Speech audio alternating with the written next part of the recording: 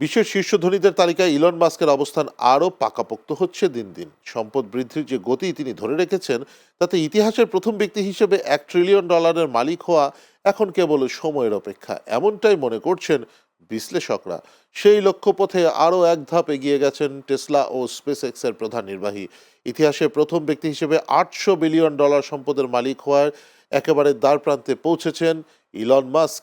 ফোর্বসের তথ্য অনুযায়ী বর্তমানে তার মোট সম্পদের পরিমাণ প্রায় 780 বিলিয়ন বা 78,000 কোটি ডলার। ফোর্বস জানিয়েছে, চলতি মাসের শুরুতে মাস্কের কৃত্রিম বুদ্ধিমত্তা প্রতিষ্ঠান XAI হোল্ডিংস বিনিয়োগকারীদের কাছ থেকে $20 বিলিয়ন তহবিল সংগ্রহ করেছে। এই বিনিয়োগের পর কোম্পানিটির মূল্যায়ন দাঁড়িয়েছে $250 বিলিয়ন।